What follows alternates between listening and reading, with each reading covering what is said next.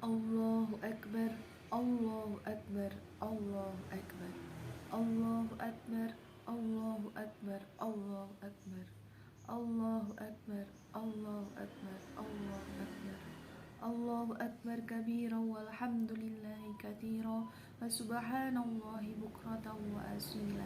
La ilaha illallah wahdah wa sadaqa wa'dahu wa nasara 'abdah wa 'azza jundahu wa hazama al-ahzab wahdah.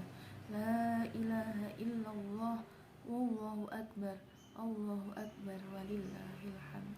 Alhamdulillahilladzi khalaqaz zaman wa faddala ba'dahu 'ala ba'din fahassa ba'dahu asy-syuhuril wal ayman wa layali bimazaya wa fadaila yu'azzamu fiha al-ajru wal hasanat.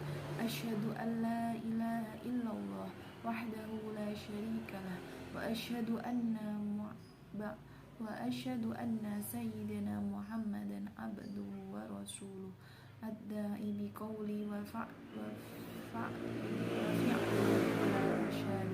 Allahumma shalli wa sallim ala abdika wa rasulika Muhammad wa ala alihi wa sahbihi hudah al-anam fi anha'il bilad. Amma ba'du, faya ayyuhan nas ittaqullaha ta'ala bi fi'li ta'at. Faqad qala Allah ta'ala fi kitabihil karim, inna a'tainaka kal kautsar fasholli li rabbika wanhar inna syani'aka huwal abtar. Hari Raya Kurban atau biasa kita sebut Idul Adha yang kita peringati tiap tahun tak bisa terlepas dari kisah Nabi Ibrahim sebagaimana terekam dalam surat Asy-Syaffat ayat 99 sampai 111. Meskipun praktik kurban sebenarnya sudah dilaksanakan putra Nabi Adam yakni Qabil dan Habil, diceritakan bahwa kurban yang diterima adalah kurban Habil bukan Qabil. Itu pun bukan daging atau darah yang Allah terima, namun ketulusan hati dan ketakwaan dari sang pemberi kurban. Lan yanalallahu luhumaha wala dima'uha walakin yanalu taqwa minkum. Daging-daging unta dan darah itu sekali-kali tidak dapat mencapai keridhaan Allah, tetapi ketakwaan dari kamulah yang dapat mencapainya. Kendati sejarah kurban sudah berlangsung sejak generasi pertama umat manusia, namun syariat ibadah kurban dimulai dari cerita perintah Allah kepada Nabi Ibrahim untuk menyembelih anak kesayangannya Ismail alaihi salam, seorang anak yang ia idam-idamkan bertahun-tahun karena istrinya sekian lama mandul. Dalam surat Asy-Syaffat dijelaskan bahwa semula Nabi Ibrahim berdoa, Rabbi habli minas sholihin, ya Rabbku, anugerahkanlah kepadaku seorang anak yang termasuk orang-orang yang sholih.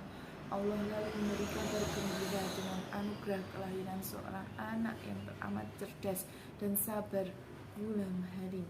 Hanya saja ketika anak itu menginjak dewasa, Nabi Ibrahim diuji dengan sebuah mimpi. Ia berkata, wahai anakku, dalam tidur aku bermimpi berupa wahyu dari Allah yang meminta aku untuk menyembelihmu. Bagaimana pendapatmu? Anak yang soleh itu menjawab, wahai bapakku, laksanakanlah perintah Tuhanmu. Insya Allah kamu akan dapati aku termasuk orang-orang yang sabar. Tatkala sang bapak dan anak pasrah kepada ketentuan Allah, Ibrahim pun membawa anaknya ke suatu tumpukan pasir. Lalu Ibrahim membaringkan Ismail dengan posisi pelipis di atas tanah dan siap disembelih. Jamaah sholat Idul Adha hadakumullah, atas kehendak Allah, drama penyembelihan anak manusia itu batal dilaksanakan. Allah berfirman dalam ayat berikutnya, inna hadza lawal bala'ul mubin fadafainahu bidhihin azim wa tarakna alaihi fil akhirin salamun ala Ibrahim kadzalika najzil muhsinin innahu min ibadina Sesungguhnya ini benar-benar suatu ujian yang nyata, dan kami tebus anak itu dengan seekor sembelihan yang besar. Kami abadikan untuk Ibrahim itu pujian yang baik di kalangan orang-orang yang datang kemudian, yaitu kesejahteraan dilimpahkan atas Ibrahim. Demikianlah kami memberi balasan kepada orang-orang yang berbuat baik. Sesungguhnya ia termasuk hamba-hamba kami yang beriman. Hadirin, ibadah kurban tahunan yang umat Islam laksanakan adalah bentuk iktibar atau pengambilan pelajaran dari kisah tersebut. Setidaknya ada 3 pesan yang bisa kita tarik dari kisah tentang Nabi Ibrahim dan Nabi Ismail serta ritual penyembelihan hewan kurban secara umum. Pertama, tentang totalitas kepatuhan kepada Allah Subhanahu wa Ta'ala. Nabi Ibrahim yang mendapatkan julukan Khalilullah atau kekasih Allah mendapat ujian berat pada saat rasa bahagianya meluap-luap dengan kehadiran sang buah hati di dalam rumah tangganya. Lewat perintah menyembelih Ismail, Allah seolah hendak mengingatkan Nabi Ibrahim bahwa anak hanyalah titipan. Anak betapapun mahalnya, kita menilai tak boleh melengahkan kita bahwa hanya Allah lah tujuan akhir dari rasa cinta dan ketaatan. Nabi Ibrahim lolos dari ujian ini. Ia membuktikan bahwa dirinya sanggup mengalahkan egonya untuk tujuan mempertahankan nilai-nilai ilahi. Dengan penuh ketulusan, Nabi Ibrahim menapaki jalan pendekatan diri kepada Allah sebagaimana makna kurban, yakni pendekatan diri. Sementara Nabi Ismail, meski usianya masih belia, mampu membuktikan diri sebagai anak berbakti dan patuh kepada perintah Tuhannya.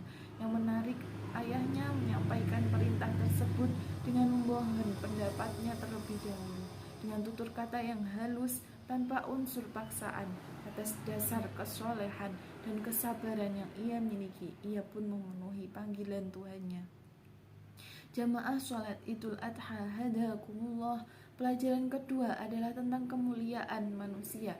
Dalam kisah itu, di satu sisi kita diingatkan untuk jangan menganggap mahal sesuatu bila itu untuk mempertahankan nilai-nilai ketuhanan. Penggantian Nabi Ismail dengan domba besar adalah pesan nyata bahwa pengorbanan dalam bentuk tubuh manusia sebagaimana yang berlangsung dalam tradisi sejumlah kelompok pada zaman dulu adalah hal yang diharamkan. Manusia dengan manusia lain sesungguhnya adalah saudara. Mereka dilahirkan dari satu bapak, yakni Adam alaihissalam. Seluruh manusia ibarat satu tubuh yang diciptakan Allah dalam kemuliaan. Karena itu, membunuh atau menyakiti satu manusia ibarat membunuh manusia atau menyakiti manusia secara keseluruhan. Larangan mengorbankan manusia sebetulnya penegasan kembali tentang luhurnya kemanusiaan di mata Islam, dan karenanya mesti dijamin hak-haknya. Pelajaran yang ketiga yang bisa kita ambil adalah tentang hakikat pengorbanan. Sedekah daging hewan kurban hanyalah simbol dari makna korban yang sejatinya sangat luas, meliputi pengorbanan dalam wujud harta benda, tenaga, pikiran, waktu, dan lain sebagainya. Pengorbanan merupakan manifestasi dari kesadaran kita sebagai makhluk sosial. Bayangkan bila masing-masing manusia sekedar memenuhi ego dan kebutuhan sendiri tanpa peduli dengan kebutuhan orang lain, alangkah kacaunya kehidupan ini. Orang mesti mengorbankan sedikit waktunya, misalnya untuk mengantri dalam sebuah loket penjualan tiket, bersedia menghentikan sejenak kendaraannya saat lampu merah lalu lintas menyala, dan lain-lain. Sebab keserakahan kita untuk menggapai sebab keserakahan hanya dimiliki para binatang. Disinilah perlunya kita menyembelih ego kebinatangan kita untuk menggapai kedekatan kepada Allah. Karena esensi kurban adalah solidaritas sesama dan ketulusan murni untuk mengharap keridhaan Allah. Wallahu a'lam. Barakallahu li wa lakum fil Qur'anil azim wa nafa'ani wa iyyakum bima fihi min ayati wa والذكر الحكيم وتقبل الله منا ومنكم تلاوته وإنه هو السميع العليم وأقول قولي هذا